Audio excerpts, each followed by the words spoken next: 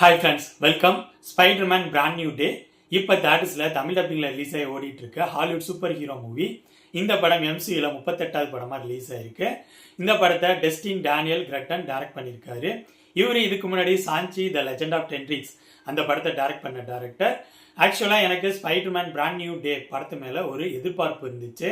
அதுக்கு காரணம் 2021 Spiderman no way home release ஆனிச்சு. அதுக்கப்புறம் ஸ்பைடர்மேனை தனி சூப்பர் ஹீரோ வச்சு 5 வருஷம் கழிச்சு தான் இந்த படம் ரிலீஸ் ஆயிருக்கு. ஸோ இந்த படத்து மேலே எனக்கு ஒரு எதிர்பார்ப்பு இருந்துச்சு. அந்த எதிர்பார்ப்பை இந்த படம் சாட்டிஸ்ஃபை பண்ணிச்சா இல்லையா அப்படிங்கிறத இந்த வீடியோவில் பார்ப்போம். அதுக்கு முன்னாடி என்னோட வீடியோஸ் பாருங்க, பிடிச்சிருந்தா லைக் பண்ணுங்க, கமெண்ட் பண்ணுங்க, ஷேர் பண்ணுங்க, அப்படியே என்னோட சேனலை சப்ஸ்கிரைப் பண்ணுங்க. இந்த படத்தோட story Spider Man no way home அந்த படத்தோட கண்டினியூட்டி தான்.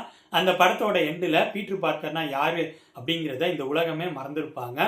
இதனால இந்த படத்தோட ஸ்டார்டிங்ல ஹீரோ தனிமையா வாழ்ந்துட்டு இருக்காரு. ஸ்பைடர்மேனா சிட்டியில நடக்கிற தப்புகளை தட்டி கேட்டுட்டு இருக்காரு.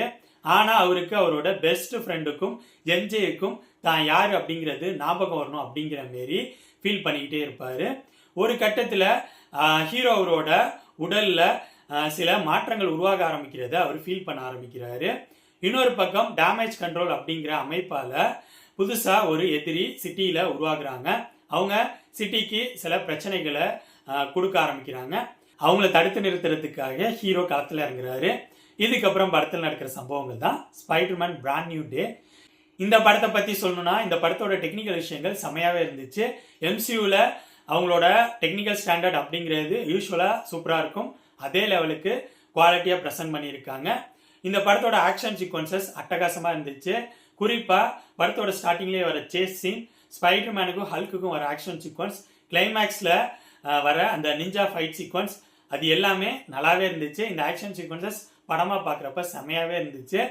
அது மட்டும் இல்லாமல் இந்த படத்தில் நடிச்சவங்களோட பர்ஃபார்மன்ஸும் சூப்பராக இருந்துச்சு.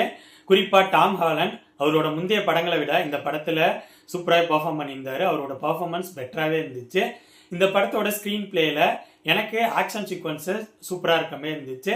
அது மட்டும் இல்லாமல் இந்த படத்தில் இவங்க அங்கங்க சுவாரஸ்யமாக சில விஷயங்களை வச்சுருந்தாங்க. அது நல்லா இருந்துச்சு.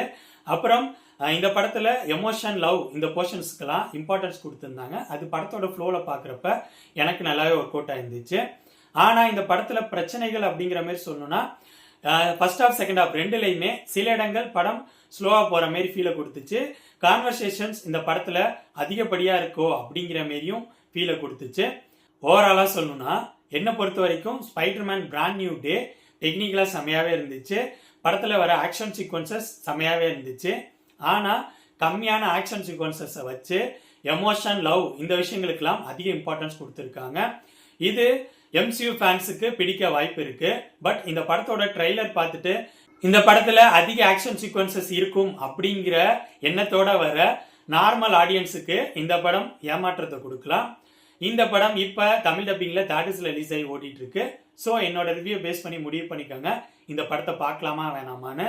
ஸ்பைடர்மேன் பிராண்ட் நியூ டே படத்தை பற்றி என்னோட விமர்சனம் இது.